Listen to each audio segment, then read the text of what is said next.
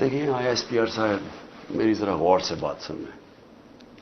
آپ جب پیدا بھی نہیں نہ ہوئے تھے تب میں اپنے ملک کو دنیا میں ریپرزینٹ کرتا تھا. میں نے اپنے ملک کا دنیا کے اندر سر اوپر کیا، عزت دلوائی اپنے ملک کو. اٹھا کے دیکھ لیں، آپ بھول گئے ہوں گے، آپ پیدا نہیں ہوئے ہوں گے، ذرا پتہ چلوا لیں کہ عمران خان نے کیا پاکستان کی دنیا میں عزت اوپر کی یا نیچے کی.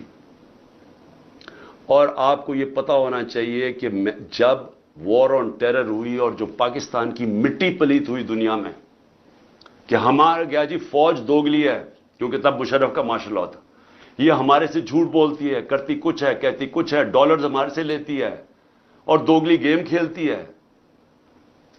ڈبل گیم، دوگلا تب نام استعمال ہوتا تھا. پاکستان کو ورڈ ہی دوگلا استعمال کرتے تھے، ڈبل گیم کا نام کرتے تھے.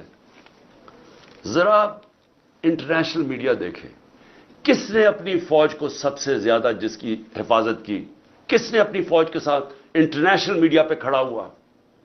جب اسامہ بن لادن، جب وہ ایبٹ آباد میں جو وہ حادثہ ہوا، آپ کو پتہ ہے بیرون ملک پاکستانیوں کے اوپر جو گزریا آپ اندازہ نہیں لگا سکتے. انہوں نے کہا ہمارے سے پیسے لے رہے ہیں اور اسی کو اپنے اکیڈمی کے پاس ایبٹ آباد میں پالا ہوا ہے. جو ہمیں ذلت ملی تب کون بولا آپ کے لیے؟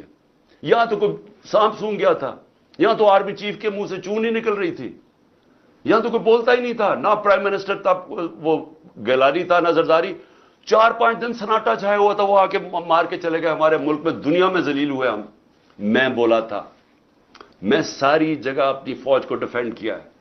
میرے 3.5 سال میں دیکھیں کہ پاکستان فوج کا امیج اوپر تھا یا نیچے تھا. ذرا اٹھا کے دیکھیں، آپ کے سامنے ہے وہ، کیا فوج کا امیج اوپر گیا یا نیچے گیا؟ فوج کو لوگ پسند کرتے تھے. جب ایک آرمی چیف نے میری کمر میں تو چاقو مارا، لیکن پاکستان کے بدنام ترین مجرموں کو آ کے اوپر بٹھا دیا، تو کیا میری وجہ سے فوج کو برا بھلا کہا گیا یا اس آدمی کی وجہ سے جس نے اس نے کیا سمجھا کہ لوگ یہ بتائیں نا، کیا لوگ چونٹیاں ہیں؟ کیا لوگوں میں عقل نہیں ہے؟ کیا لوگ بیوقوف ہیں کہ جدھر آپ لگائیں گے ادھر لگ جائیں گے؟ کیا لوگ 30 سال سے ان لوگوں کو نہیں جانتے تھے؟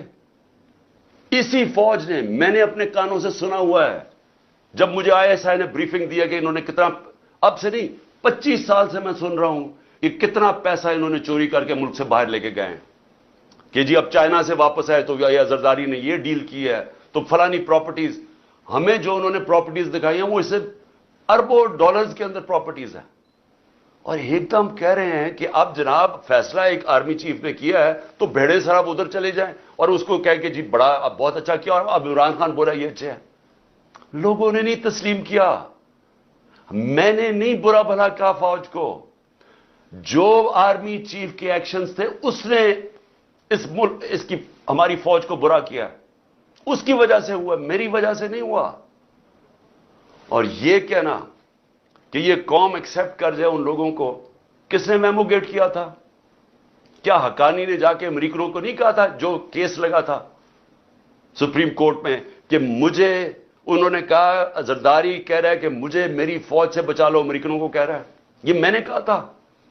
کیا جب نواز شریف جا کے چھپ کے کھٹمانڈو میں مودی سے چھپ کے ملاقات کر رہے کہ جی میری فوج کو نہ پتہ چل جائے، اور اسے، اور پھر وہ جو ڈان لیکس میں جب وہ کہتا ہے ڈان لیکس میں کہ جی دہشت گردی انڈورس کر رہے ہیں ہندوستان کو اوپینین کہ فوج دہشت گردی کر رہی ہے، آپ ان لوگوں کو اوپر بٹھا دیں اور ہمیں کہیں کہ ہم ان ساروں کو تسلیم کر لیں.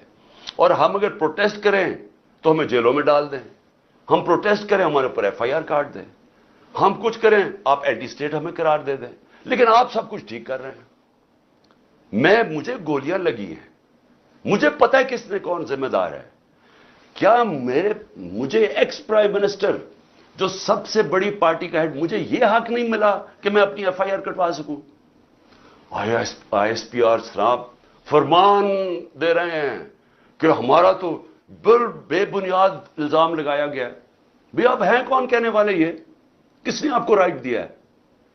ملک کا آئین یہ کہتا ہے کہ جس کے اوپر واردات ہوتی ہے اس کا رائٹ ہوتا ہے ایف آئی آر کٹوانا، تفتیش ہو، پھر وہ بے بنیاد بے قصور ثابت ہو جائے، بسم اللہ۔ لیکن آپ تو بیٹھ کے فرعون کی طرح فرمان پاس کر رہے ہیں کہ جی وہ تو ہمارا، میں نے تو غلط الزام، اور یہ کہنا کہ عمران خان جھوٹ بول رہا ہے۔ آپ کو شرم آنی چاہیے ایسی باتیں کرتے ہوئے۔